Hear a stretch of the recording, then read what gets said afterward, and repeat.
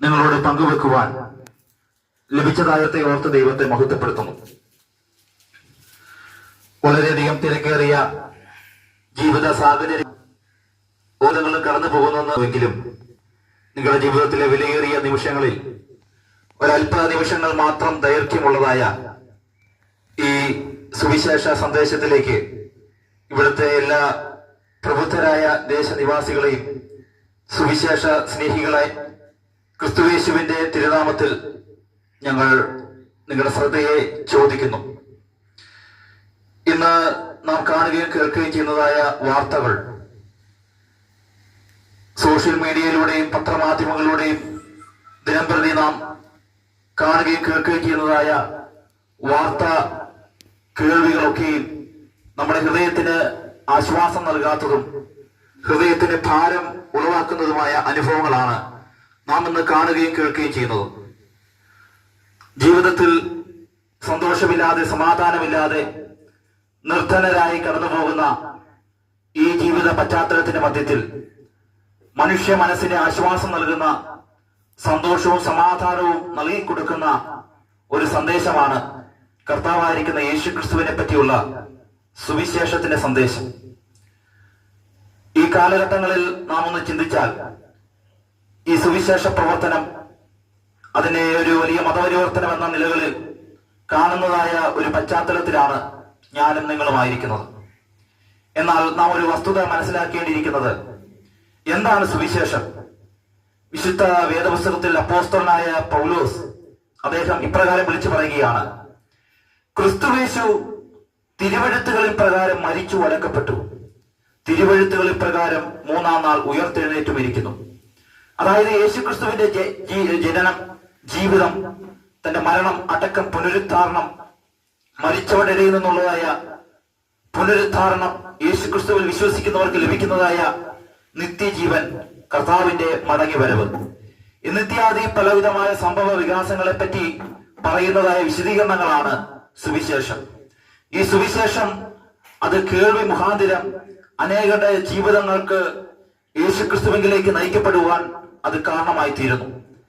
എനിക്ക് മുമ്പ് അനുഭവ സാക്ഷ്യം പങ്കുവച്ചതായ പ്രിയ സഹോദരൻ അദ്ദേഹം പറയുവാനിടയായി തീർന്നല്ലോ, കഴിഞ്ഞ നാളുകളിൽ താൻ ആർക്കും ഉപകാരപ്പെടാത്തവനായിരുന്നു. തന്റെ ഭവനത്തിനോ പ്രിയപ്പെട്ടവർക്കോ മാതാപിതാക്കന്മാർക്കോ ആർക്കും തന്നെ യാതൊരു വിധത്തിലും ഉപകാരപ്പെടാത്തവനായിരുന്ന തന്നെ യേശുക്രിസ്തുവിനെ പറ്റിയുള്ളതായ കേൾവി, യേശുക്രിസ്തുവിനെ പറ്റിയുള്ളതായ സുവിശേഷം തന്റെ ഹൃദയത്തിന് രൂപാന്തരം വരുത്തി ഒരു പുത്തൻ ഹൃദയമുള്ളവനായി ഇന്ന് ഈ മാലത്തിന്റെ പല പ്രദേശങ്ങളിൽ കടന്നു വന്ന് സുവിശേഷം പങ്കുവെക്കുവാൻ, തന്റെ ജീവിതാനുഭവങ്ങളെ പറ്റി പങ്കുവെക്കുവാൻ ഇന്ന് മുതൽക്കാല പ്രിയ സഹോദരന് ഇടയായി തീർന്നത് ഈ യേശുക്രിസ്തുവിനെ പറ്റിയുള്ളതായ സുവിശേഷ സന്ദേശമാണ് എന്ന് പറയുന്നതിൽ ഞങ്ങൾ വളരെയധികം സന്തോഷിക്കുന്നു.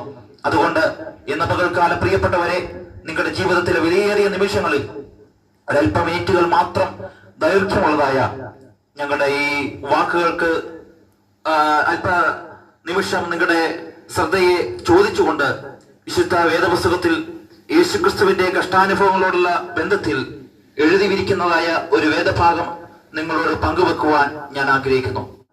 തന്റെ മുമ്പിൽ വെച്ചിരിക്കുന്ന സന്തോഷത്തെ ഓർത്തു അവൻ അപമാനം അലക്ഷ്യമാക്കി ക്രൂശിനെ സഹിച്ചു. ഒരിക്കൽ കൂടി പറയാം: തന്റെ മുമ്പിൽ വെച്ചിരിക്കുന്ന സന്തോഷത്തെ ഓർത്തു അവൻ അപമാനം അലക്ഷ്യമാക്കി ക്രൂശിനെ സഹിച്ചു. നമുക്കറിയാം പ്രിയപ്പെട്ടവരെ, വിശുദ്ധ വേദപുസ്തകത്തിന്റെ അടിസ്ഥാനത്തിൽ മനുഷ്യരൊക്കെയും പാപികളാണ്. ദൈവം മനുഷ്യനെ മണ്ണിൽ നിന്നെടുത്തു. മണ്ണിൽ നിന്നെടുത്ത മനുഷ്യൻ അവനെ മണ്ണിലേക്ക് തിരികെ ചേരുമാറാക്കുന്ന സർവശക്തനായ ദൈവത്തെ വിശ്വസിക്കേണ്ടതായിരുന്നു. എന്നാൽ മന്മയനായ മനുഷ്യൻ അവനെ മണ്ണിൽ നിന്നെടുത്ത ദൈവത്തെ വിശ്വസിക്കാതെ പിശാച് അവരോട് പറഞ്ഞ വാക്കുകളെ വിശ്വസിച്ചു. അതുകൊണ്ട് തന്നെ അവന്റെ ജീവിതത്തിൽ ആത്മീയമായ മരണം സംഭവിക്കുവാൻ ഇടയായി തീർന്നു. ദൈവസന്നിധി നടന്നുപോയ മനുഷ്യൻ പാപത്തിന്റെ ശമ്പളമാകുന്ന മരണം, ആത്മീയമായ മരണം മനുഷ്യനിൽ വ്യാപരിക്കപ്പെടുവാൻ ഇടയായി തീർന്നു. ദൈവം തന്റെ ഛായയിലും സ്വരൂപത്തിലും തന്റെ ജീവനിൽ മനുഷ്യനെ സൃഷ്ടിച്ചു. എന്നാൽ പാപത്തിന്റെ പരിണിത ഫലമാകുന്ന മരണം മനുഷ്യ ശരീരത്തിലേക്ക് വ്യാപരിക്കപ്പെടുവാൻ ഇടയായി തീർന്നു.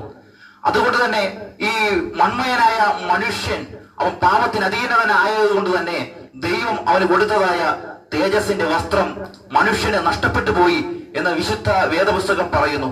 ആയതിനാൽ തന്നെ ഈ പാപത്തിന്റെ ശമ്പളമാകുന്ന മരണം മനുഷ്യ ശരീരത്തിലൊക്കെ വ്യാപരിക്കപ്പെടുവാൻ ഇടയായി തീർന്നു. ജനിക്കുന്ന സകല മനുഷ്യരും ഈ ലോകം വിട്ട് മരണം വഴിയായി മാറ്റപ്പെടുന്ന ഒരു പശ്ചാത്തലത്തിന്റെ മധ്യത്തിൽ വിശുദ്ധ വേദപുസ്തകത്തിൽ രേഖപ്പെടുത്തിയിരിക്കുന്ന അനേക ഭക്തന്മാർ അവർ ദൈവത്തെ പ്രസാദിപ്പിക്കുവാൻ അവര് കാളകളെയും ആടുകളെയും കോലാട്ടുകൊറ്റന്മാരെയും കുറുംപ്രാവുകളെയും ദൈവസന്നിധി യാഗം കഴിച്ച് ദൈവത്തെ പ്രസാദിപ്പിക്കുവാൻ പരമാവധി പരിശ്രമിച്ചു. എന്നാൽ മനുഷ്യന്റെ നീതിപ്രവൃത്തികളും പുണ്യപ്രവൃത്തികളും മോക്ഷപ്രവൃത്തികളൊന്നും മനുഷ്യന് നിത്യജീവൻ നൽകി കൊടുക്കാതിരിക്കുമ്പോൾ ഒരു മനുഷ്യൻ ഇപ്രകാരം പറയുകയാണ്: സഹോദരൻ ശവക്കുഴി കാണാതെ എന്നേക്കും ജീവിച്ചിരിക്കേണ്ടതിന് അവന്റെ ജീവന് മറുവില കൊടുക്കുവാൻ ആർക്ക് സാധിക്കും? ജീവന്റെ മറുവില അത് വിലയേറിയത്, അത് ആർക്കും കൊടുക്കുവാൻ സാധിക്കത്തില്ലെന്ന് വിശുദ്ധ വേദപുസ്തകത്തിൽ അനേക ഭക്തന്മാർ അവര് പങ്കുവെക്കുന്നതായ സന്ദേശത്തെ പറ്റി നമുക്ക് കേൾക്കുവാൻ സാധിക്കും. അതുകൊണ്ട് തന്നെ വിശുദ്ധ ബൈബിളിൽ ദാവീദ് എന്ന് പറയുന്ന ഒരു മനുഷ്യൻ താൻ ഇങ്ങനെ പറയുകയാണ്: ലംഘനം ക്ഷമിച്ചും പാപം മറച്ചു കിട്ടിയ മനുഷ്യൻ ഭാഗ്യവാൻ.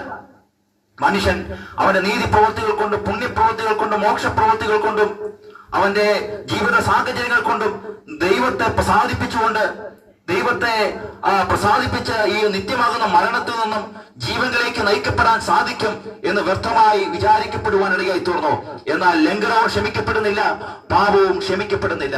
ഇങ്ങനെ മനുഷ്യ ജീവിതത്തിൽ പാപത്തിന്റെ ശമ്പളമാകുന്ന മരണം തളം കെട്ടി കിടക്കുമ്പോൾ, ഈ മരണത്തിൽ നിന്നും നിത്യമായ ജീവനിലേക്ക് നയിക്കപ്പെടാൻ ആരെ കൊണ്ട് സാധിക്കാതിരിക്കുമ്പോൾ, മനുഷ്യന്റെ നീതി പ്രവൃത്തികളൊക്കെയും കളപുരണ്ട തുണി പോലെ ദൈവത്തിന്റെ സന്നിധിയിൽ ഇരിക്കുമ്പോൾ, എന്നെ കേൾക്കുന്ന ബഹുമാനീയരും ആദരണീയരുമായ പ്രിയപ്പെട്ടവരെ, ഈ മനുഷ്യകുലത്തെ വീണ്ടെടുക്കുവാൻ, മനുഷ്യജാതിയെ വീണ്ടെടുക്കുവാൻ മനുഷ്യന്റെ നീതി പ്രവൃത്തികൾക്ക് സാധിക്കാതിരിക്കുമ്പോൾ, മോക്ഷപ്രവൃത്തികൾക്ക് സാധിക്കാതിരിക്കുമ്പോൾ, അവനെ നീതീകരിക്കുവാൻ ദൈവം തന്റെ പുത്രനെ പാപജടത്തിലും പാപജടത്തിന്റെ സാദൃശ്യത്തിലും 2000 വർഷങ്ങൾക്ക് മുമ്പ് ഈ ലോകത്തിലേക്ക് പറഞ്ഞയക്കുവാൻ ഇടയായി തീർന്നു. അതുകൊണ്ട് തന്നെ ദൈവപുത്രനായ യേശു ക്രിസ്തുവിനെ പറ്റി വിശുദ്ധ ബൈബിളിൽ ഇപ്രകാരം രേഖപ്പെടുത്തിയിരിക്കുന്നു: അവൻ ദൈവത്തോടുള്ള സമത്വം മുറുകെ പിടിക്കണമെന്ന് വിചാരിക്കാതെ തന്നെത്താൻ താഴ്ത്തി വേഷത്തിൽ മനുഷ്യനായി ഈ ലോകത്തിൽ അവതരിക്കുവാൻ ഇടയായി തീർന്നു.